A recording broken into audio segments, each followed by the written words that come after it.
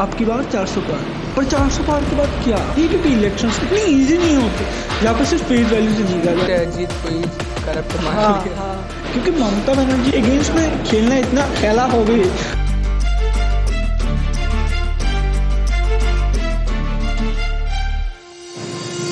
So hello everyone, welcome back to new episode of General Talks.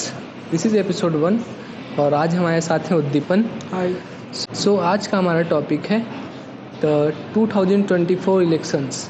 So उद्दीपन, what is your point of view on this election? I think 2024 के elections के बारे में अगर मैं बात करूँ इन पर्टिकुलर, तो जैसे एग्जिट पोल्स और जितने भी हम लोगों खुद जनरल पब्लिक का जो परसेप्शन था वो था कि मोदी सरकार तो बनने ही वाली है विदाउट एनी मतलब ऑफ कोर्स कोई डाउट नहीं था। हाँ, मतलब पर ट्रू फॉर्म ऑफ डेमोक्रेसी जिसे हम बोलते हैं वो हमें दिखने हुआ हमको। मेरा पर्टिकुलर पर्सपेक्टिव है कि एक तो देखिए जो मोदी सरकार ने एक नारा लगा दिया कि आपकी बार 400 पार, पर 400 पार के बाद क्या? 400 बार करने के बाद वो लोग क्या करेंगे उसके बारे में उन्होंने कुछ क्लियर वो नहीं दिया, वो एक मैसेजिंग नहीं था जहाँ पर मेरे को लगता है जहाँ पर आम जनता उससे रिलेट कर पाए। 400 पार के बाद वो करेंगे क्या? ठीक है, वो टेस्टिमोनियल पे उतना वो क्लियर नहीं है। हाँ, तो वहाँ पे मेरे को लगता है कि बीजेपी ने थोड़ा वो किया, ठीक है, वहाँ मतलब लैक रहा आपके हिसाब से। वहाँ पे मतलब एक क्लियर साइनिंग नहीं है। वहाँ दूसरी तरफ बीजेपी के कुछ नेताओं ने शायद ऐसा बोल दिया था कि हम तो कॉन्स्टिट्यूशनल चेंजेस लाएंगे। फिर बीजेपी ने कांग्रेस ने इसका तोड़ मरोड़ के प्रेजेंट किया कि वो लोग आरक्षण में चेंजेस लाएंगे, इन द सेंस की SC/ST का रिजर्वेशन उठा देंगे। तो वहाँ पे जाके कांग्रेस को काफ़ी बेनिफिट मिला। फिर मैं कहूँगा इंडिया ब्लॉक जो उन्होंने लास्ट 3 मंथ्स ऑफ परफॉर्मेंस वो काफ़ी मतलब इंडिया ब्लॉक की अच्छी थी। क्योंकि आप एक चीज़ देखिए, ये इस साल हमने देखी रीजनल पार्टीज़ की एक मजबूती। और क्यों रीजनल पार्टीज? जैसे रीजनल पार्टीज आप देख सकते हैं महाराष्ट्र की शिवसेना कितनी मतलब स्ट्रेंथ है रीजनल पार्टीज की। हाँ, जैसे अजीत कोई करप्ट मान लिया। हाँ, जैसे महाराष्ट्र में अजीत पवार को आपने देखा कि उन्होंने तोड़ के फिर उनके साथ ही वापस साथ आ गए अजीत पवार के साथ। फिर आप तो मेरे को लगता है शरद पवार वहाँ पे बहुत स्ट्रांग है।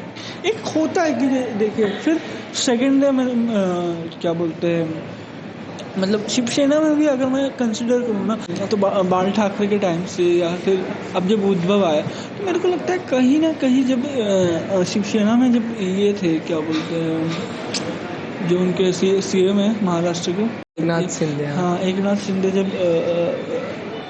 शिवसेना में थे तब आई थिंक एकनाथ शिंदे को लगा कि may be I am inferior to some of the people in Shiv Sena, पर वो किसी पे तरीके से आदित्य ठाकरे जो उनके बेटे हैं, उद्धव ठाकरे के बेटे हैं, उनसे वो लोअर नहीं होना चाहिए कि वो लोग मतलब।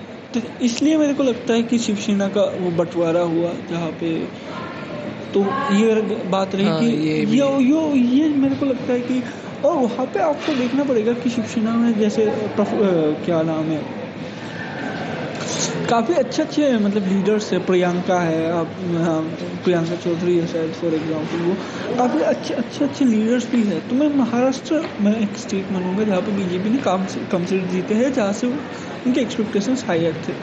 सेकंड स्टेट में मतलब मैं यूपी में जाऊँगा, मतलब मेरे को खुद भी इतना मतलब यूपी के बारे में आप थोड़ा ज़्यादा एक्सप्लेन कर सकते हैं कैसे हो सकता है।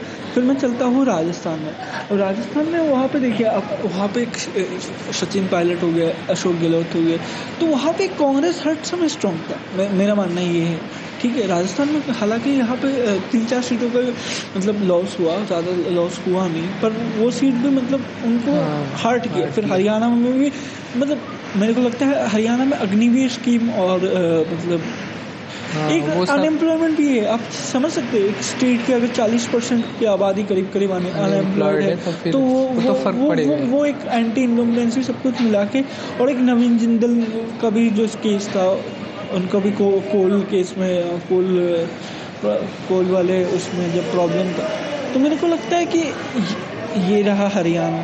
बाकी मैं कह सकता हूँ बंगाल की बात अगर करूँ वेस्ट बंगाल में, आई थिंक बीजेपी कहाँ लैग करती है वेस्ट बंगाल में, इज़ बिकॉज मेरे को लगता है बीजेपी का कोई एक स्ट्रॉन्ग बंगाली फेस नहीं है इन फॉर बीजेपी, ठीक है। तो आपको एक मज़े की बात मैं बताता हूँ, ये ज़्यादा लोगों को पता नहीं है। तो 2021 बीजेपी ने ये चाहा था कि 2022 मतलब 24 तक ये लोग सौरव गांगुली को बनाएंगे। अब क्या हुआ मैं आपको बताता हूँ। सौरव गांगुली बीसीसीआई प्रेसिडेंट बने थे 2021 में। वो कैसे बने थे आपको पता है? उस टाइम पे ना ब्रिजेश पटेल थे आईपीएल चेयरपर्सन। तो करीब ये 100% ही कंफर्म था कि ब्रिजेश पटेल ही बनेंगे बीसीसीआई के प्रेसिडेंट।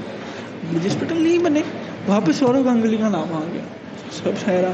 तो बीजेपी चाहता था कि सौरव गांगुली को बनाएंगे बीसीसीआई की प्रेसिडेंट, इन द सेंस कि उन्हें फिर बीसीसीआई का प्रेसिडेंट बीजेपी में खींच लेंगे तो और दोनों प्रॉफिट मिलेंगे। ममता वर्सेस सौरव, तो सौरव का भाई मतलब बंगाल में तो है भाई, ठीक है, स्ट्रॉन्ग बंगाली आइडेंटिटी। उन्होंने मिथुन चक्रवर्ती के साथ वो टाई अप किया है, पर मेरे को लगता नहीं था वो इतना इफेक्टिव है जितना मतलब सौरव गांगुली के साथ हो सकता था, क्योंकि सौरव एक स्ट्रॉन्ग इंडिविजुअल है मेरे को लगता है। फिर आपको पता होगा कि जब मतलब सौरव को बाद में शायद रियलाइज हुआ होगा कि आई थिंक बंगाल में जितने भी इलेक्शंस होंगे या फिर कहीं पे भी इलेक्शंस इतनी इजी नहीं होते जहाँ पर सिर्फ फेस वैल्यू से जीता जाए, क्योंकि ममता बनर्जी एक नेम तो है भाई। वो तो बन चुका है, उसके अगेंस्ट में खेलना इतना खेला हो गई तो मतलब वहाँ पे थोड़ा मुश्किलें तो है। पता चलेगा कि 2023 या 24 उस टाइम पे आपको पता चलेगा कि सौरभ का एक वो एंजियोप्लास्टी हुआ था, उनको हार्ट अटैक आ गया था। तो उसी दिन अमित शाह वहाँ आने वाले थे बंगाल, कोलकाता मिलने। तो सौरभ को उस टाइम को पता मतलब खुद उसने रियलाइज कर लिया कि पब्लिक के अगेंस्ट नहीं जाना है मुझे। तो मेरे को लगता है कि वो इस मीटिंग को उस टाइम पे अगर एक वो हो जाता है ना पब्लिक के अगेंस्ट सेंटिमेंट, तो इसलिए सौरव गांगुली ने ये मतलब हुआ। तो उस वजह से काफ़ी सीट्स गए। और नॉर्थ बंगाल देखिए बीजेपी को पता ही नहीं मतलब बंगाल के बारे में, मतलब और थोड़ा डीप जाना चाहिए। उनके लोकल पार्टी लीडर्स नहीं है when it comes to Bengal. अब यूपी के बारे में मैं थोड़ा वो देता हूँ, चलिए। हाँ वो मैं आप कंटिन्यू करना।